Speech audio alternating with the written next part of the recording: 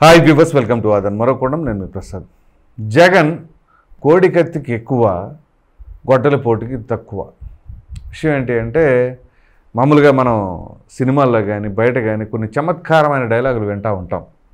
ఎట్లాగంటే, పొడుకున్న గుర్రాన్ని లేపు కొట్టించుకున్నానని చెప్పేసి మోహన్ బాబు కొత్త సమూహం సినిమాలో వాడతాడనమాట. సో సేమ్ యాజ్ ఇట్ ఈస్గా ఇప్పుడు జగన్మోహన్ రెడ్డి గారి పరిస్థితి అట్లాగే ఉందేమో బహుశా. ఎందుకు ఈ వ్యాఖ్యలు చేయవలసి వచ్చింది ఏంటి అని కనుక మనం మాట్లాడుకోవాల్సి వస్తే, జగన్మోహన్ రెడ్డి గారు నిన్న ప్రెస్ మీట్ పెట్టారు.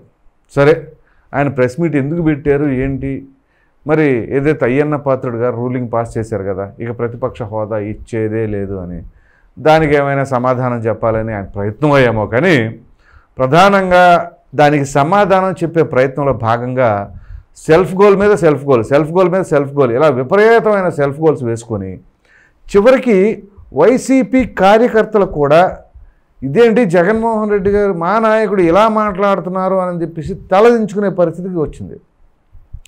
ఇంతకీ ఏం మాట్లాడారో తెలుసా మీకు? ఆ ప్రెస్ మీట్లో 2019లో జగన్మోహన్ రెడ్డి గారు చంద్రబాబు నాయుడు గారికి ప్రతిపక్ష హోదా ఇచ్చారట. ఇది మరి రాజకీయ పరిజ్ఞానం ఉందా, లేకుండా మాట్లాడారా, అపరిపక్వత, అమాయకత్వమా, మరి ఇంకేంటి? ఇది చాలామంది షాక్ అయ్యే వ్యాఖ్య. ఎందుకంటే ప్రతిపక్షం కానీ అధికార పక్షం కానీ ఎవరో ఇస్తే తీసుకునేది కాదు, ప్రజలు ఇచ్చిన మ్యాండేటరీ.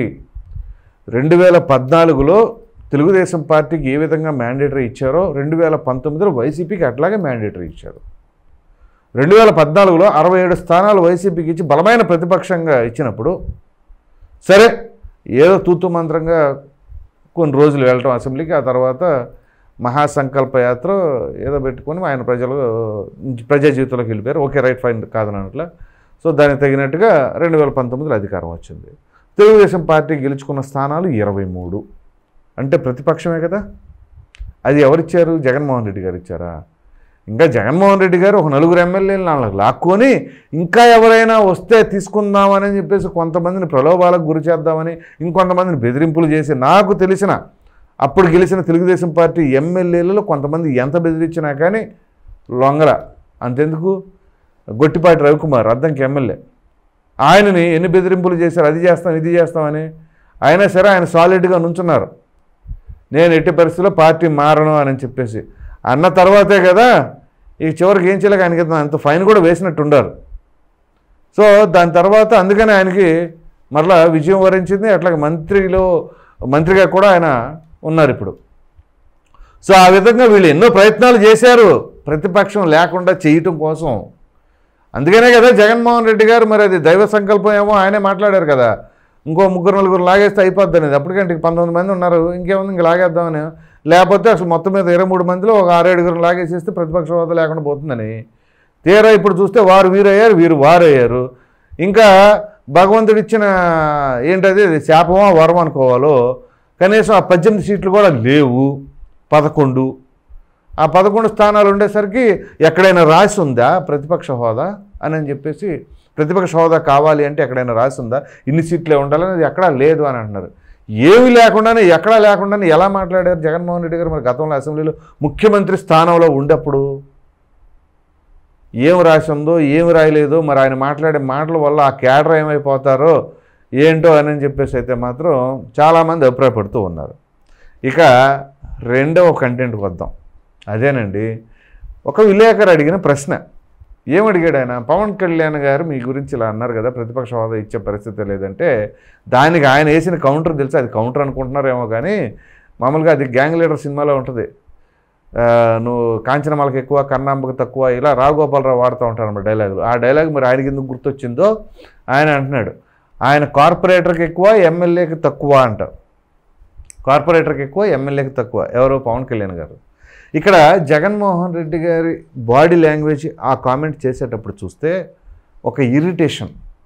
పవన్ కళ్యాణ్ గారి పేరు అది, దానికి మొట్టమొదటిసారి ఎమ్మెల్యే అయ్యాడు, ఆయన గురించి అసలు మాట్లాడటానికి లేదనే టైప్లో ఆయన చాలా ఇరిటేట్ అయ్యి మాట్లాడుతూ ఉన్నారు. ఎందుకు వచ్చింది ఆ ఇరిటేషన్ అని అంటే, అసలు ఏదైతే ఆయన ఊహించలేదు చూసారా, ఊహకందని ఓటమి. ఆ ఊహకందని ఓటమి ఎందువల్ల వచ్చింది? సదర్ పవన్ కళ్యాణ్ గారి వల్లే వచ్చింది. ఆయన ఏదైతే అధపాతాళానికి తొక్కేస్తానన్నారు చూసారా, ఆయన ఆ విధంగా రెచ్చగొట్టి ఈ విధంగా చేస్తే సామాన్యుడు రాజకీయం చేస్తే ఎట్లా ఉంటుంది అని చెప్పేసి పవన్ కళ్యాణ్ గారు పదే పదే చెప్పారు. సో అఫ్కోర్స్ ఓడిపోవచ్చు, గెలిచింది ఒక సీటే కావచ్చు, ఆ ఒక సీటు కూడా మీరు లాగేసుకోవచ్చు. కానీ ఎంత సెల్ఫ్ కాన్ఫిడెన్స్ లేకపోతే ఆ విధంగా అంత ఓటమి నుంచి బయటకు వచ్చి మరి అంత విజయాన్ని సొంతం చేసుకుంటారు. సో ఓటమి నుంచి ఎన్నో పాఠాలు నేర్చుకోవచ్చు. సో దానికి ప్రత్యక్ష ఉదాహరణ పవన్ కళ్యాణ్ గారు. ఆయనకు ఎదురైన ఓటమి 2019లో సాదాసీదా ఓటమి కాదండి, ఊహలు ఎక్కడో ఉన్నాయి. కానీ అక్కడ రిజల్ట్ చూస్తే పాతాళంలో ఉంది.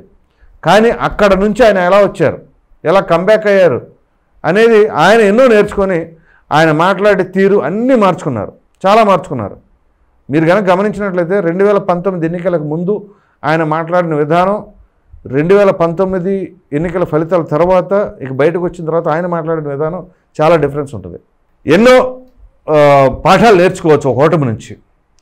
సో పవన్ కళ్యాణ్ గారైనా కాదు, ఎవరైనా సరే ఒక ఓటమి నుంచి పాఠాలు నేర్చుకుంటే నెక్స్ట్ సక్సెస్ వస్తుంది. విచిత్రమైన విషయం ఏంటి అంటే జగన్మోహన్ రెడ్డి గారు మాత్రం ఆ యొక్క పాఠాలు నేర్చుకునే పరిస్థితే లేదు. అదేదో ఫ్లూక్లో జరిగిపోయింది అనే ఉద్దేశంలో మాట్లాడుతున్నారు తప్ప అసలు ఇప్పటికీ కూడా ఎందుకు ఓటమి చెందారు అనే విషయాన్ని ఆత్మపరిశీలన చేసుకోవట్లేదు. అంటే ఇక వాళ్ళు ఏ స్థాయిలో ఉన్నారో ఏంటో మరి చివరికి ఇక దాన్ని మరి ఆ పార్టీలో క్యాడర్ ఉన్నారు ముందు ప్రధానంగా కొంతమంది నాయకులు, కొంతమంది ఆల్రెడీ విడిపోయారు, కొంతమంది నాయకులు ఉన్నారు, కొంతమంది ఇంకా బలమైన క్యాడర్ ఉంది జగన్మోహన్ రెడ్డి గారికి. జై జగన్ అంట ఇక నినాదాలు చేసుకుంటూ ఉంటారు. వాళ్ళకి సంబంధం లేదు ఆయన ఏం మాట్లాడుతున్నాడా, ఆయన ఆలోచన ఏంటో, ఆ మాట్లాడేది ఎంతవరకు సబబుగా ఉంది, ఒక పరిణితి చెందిన నాయకుడిలాగా మాట్లాడుతున్నాడా లేకపోతే ఎలా మాట్లాడుతున్నాడా అనేది కూడా ఉండదు. ఇక డైరెక్ట్గా ఇక స్లోగన్లు ఇచ్చుకుంటూ ఉంటారు. ఇక మరి అది ముందు దాగరుస్తారో లేకపోతే పిచ్చభిమానం ధరుస్తారో కానీ వాళ్ళ నాయకుడు ఏం మాట్లాడుతున్నాడు అనేది అన్న వినాలి కదా ముందు. అసలు అది కూడా వినరు, మాట్లాడక ముందే ఇష్టం వచ్చినట్లుగా ఇక అరుపులు కేకలు. సో తీరా కట్ చేస్తే ఈయన మాట్లాడిన మాటలు వింటే ఇదిగో ఇది పరిస్థితి. తీరా ఇప్పుడు నిన్న పవన్ కళ్యాణ్ గారి పైన చేసిన కామెంట్లు, దీని గురించి మాట్లాడుకోవాల్సి వస్తే కార్పొరేటర్కి ఎక్కువ ఎమ్మెల్యేకి తక్కువ అంట. సరే కార్పొరేటర్కి ఎక్కువ ఎమ్మెల్యేకి తక్కువ కదా, ఇదే పవన్ కళ్యాణ్ గారు ఎన్ని కోట్ల రూపాయలు తన సొంత ధనాన్ని మరి కౌలు రైతులు ఆత్మహత్య చేసుకున్న కుటుంబాలకు కావచ్చు, అలాగే మరి కొంతమందికి కావచ్చు, వీళ్ళందరికీ ఇటీవల పడవలకు సంబంధించిన వ్యవహారం కూడా కొంత దగ్ధమైనది చూసారా, వాళ్ళకు కావచ్చు, ఇలా ఆర్థికంగా ఎంతమందికి సహాయం చేశారు. సరే ఎమ్మెల్యే కూడా తక్కువే మీరు చెప్పినట్లుగానే అనుకుందాం. మీరు అసలు ఎమ్మెల్యే ఏంది, సీఎం ఏంది, పిఎం దాకా ఆ రేంజ్ అనుకుంటారు. మీరు ఎంతమందికి సహాయం చేశారు మీ సొంత నిధులతో ఏ రోజైనా సరే? అంతెందుకు మీ పులివెందుల నియోజకవర్గంలోనే అక్కడ ఉన్న కౌలు రైతుల ఆత్మహత్యకు పాల్పడిన 24 కుటుంబాలకు కుటుంబానికి ₹1,00,000 చొప్పున పవన్ కళ్యాణ్ గారు ఇచ్చారు. ఇంతకంటే మరి ఇంకా చెప్పుకోవడానికి ఏముంటుంది? మీ సొంత నియోజకవర్గంలో మీరు ఎంతమందికి ఏం చేశారు అని ఏ రోజైనా సరే పోనీ సాక్షి మీడియాలో ఏమైనా ఇచ్చారా? ముఖ్యమంత్రిగా ఉన్నప్పుడు మాత్రమే ప్రజాధనాన్ని ఇదిగో నేను ఇలా చేశాను అలా చేశాను అన్నది తప్ప తన సొంత నిధులను ఖర్చు పెట్టి ఇదిగో నేను ఈ కుటుంబానికి ఇచ్చేశాను ఇది చేశానని చెప్పేసి ఏ రోజైనా ఎక్కడైనా ఉన్నదా? లేదే. కానీ మీరు ముఖ్యమంత్రి అయినా కానీ ప్రజలకు ఏం ఒరిగిందని మరి ఇప్పుడు 11 స్థానాలకు పడేశారు. అది కూడా అర్థం చేసుకోలేకపోతుంటే అందుకనే నిన్న ఎప్పుడైతే ఈ కామెంట్ చేశారో దీనిపైన జన సైనికులు కావచ్చు, జనసేన నాయకులు కావచ్చు, మామూలుగా కాదు విపరీతమైన ట్రోల్స్ చేస్తున్నారు జగన్మోహన్ రెడ్డి గారిని. పైగా నాదెండ్ల మనోహర్ గారు ఇచ్చిన కౌంటర్ సాదాసీదా కౌంటర్ కాదండి. మీరు కోడికత్తికి ఎక్కువ గొడ్లపోటుకు తక్కువ అన్నారు. ఆ కోడికత్తి సీను మరి దళితుడే కదా, దళితుల మీద ఈ విధంగా జరుగుతుంది ఆ విధంగా జరుగుతుందని చెప్పేసి వల్లమాలిన ప్రేమ ఇప్పుడు ఒలకబోస్తున్న జగన్మోహన్ రెడ్డి గారు మరి అంత ప్రేమ ఉన్నప్పుడు ఆయన అధికారంలో ఉండగా కనీసం కోర్టులో సాక్షిగా వెళ్ళవలసిన దానికి వెళ్లకుండా 5 సంవత్సరాలు జాప్యం చేసింది ఎందుకు? ఆయన జైల్లోనే మగ్గిపోవాలి అని కాదా? పైగా ఆ కోడికత్తి అనేది ఒక డ్రామాగా తేలిపోతుంది, ప్రజల ముందుకు వెళ్ళిపోతుంది అని చెప్పేసి మీరు కావాలని అక్కడికి వెళ్ళలేదు అని చెప్పేసి చాలా కథనాలు కూడా వస్తున్నాయి. దాని తర్వాత ఇది గొడ్డలపోటు. కోడికత్తి అనేది ఏమో డ్రామా, గొడ్డలపోటు అనేది ఏమో వాస్తవం. సో అది వాస్తవానికి సంబంధించి ఇక్కడ కోర్టుకు అటెండ్ కారు, పోలీసులకు సహకరించరు. ఎవరు? అవినాష్ రెడ్డి గారు ఈ కేసుకు సంబంధించిన దాంట్లో. ఇటు చూస్తేనేమో కోడికత్తి సీన్ లోపల ఉన్నప్పుడేమో కనీసం సాక్ష్యం చేయడానికి వెళ్ళరు. సో అందు గురించేనేమో బహుశా ఇక్కడ నాదెండ్ల మనోహర్ గారు దీనికి కౌంటర్ వేశారు.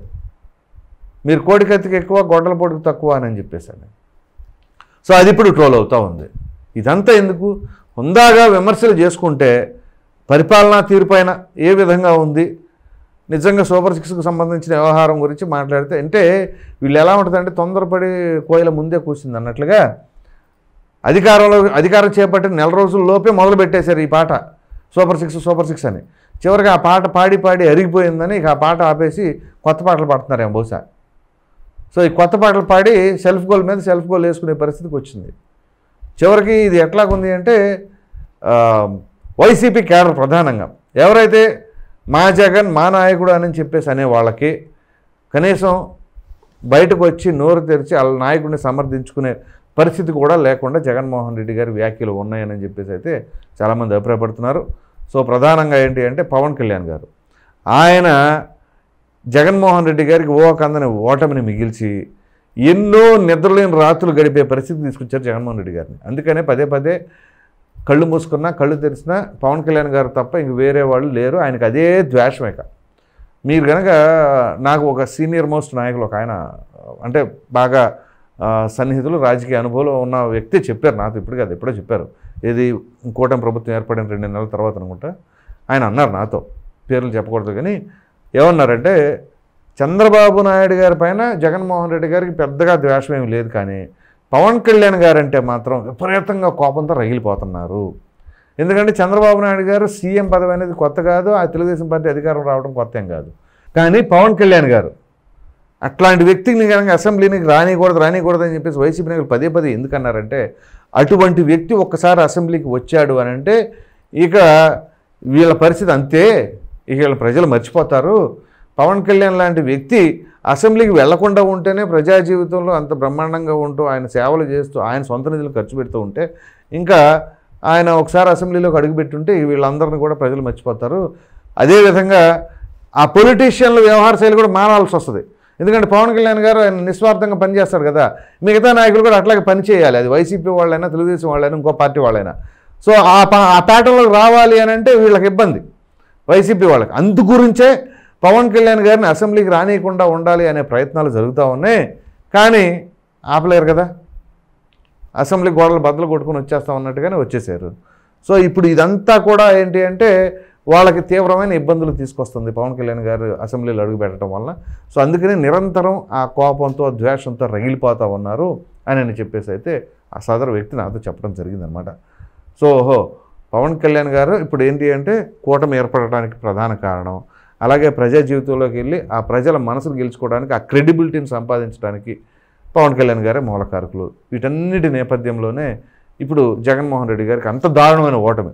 అదే నాకు 40% ఓటింగ్ వచ్చింది, ఎంత పర్సెంటేజ్ ఓటింగ్ వస్తే ఇట్లా వచ్చేస్తాను ఉంటుందా ఏంటో. మొత్తానికి జగన్మోహన్ రెడ్డి గారు అయితే నిన్న ప్రెస్ మీట్ పెట్టి మొత్తానికి సెల్ఫ్ గోల్స్ మీద సెల్ఫ్ గోల్స్ అయితే వేసుకున్నారు అన్నట్లుగా చాలామంది రాజకీయ విశ్లేషకులు అభిప్రాయపడుతున్నారు. మరి చూద్దాం ఇప్పటికైనా తీరు మార్చుకుంటారా లేదా అనేది.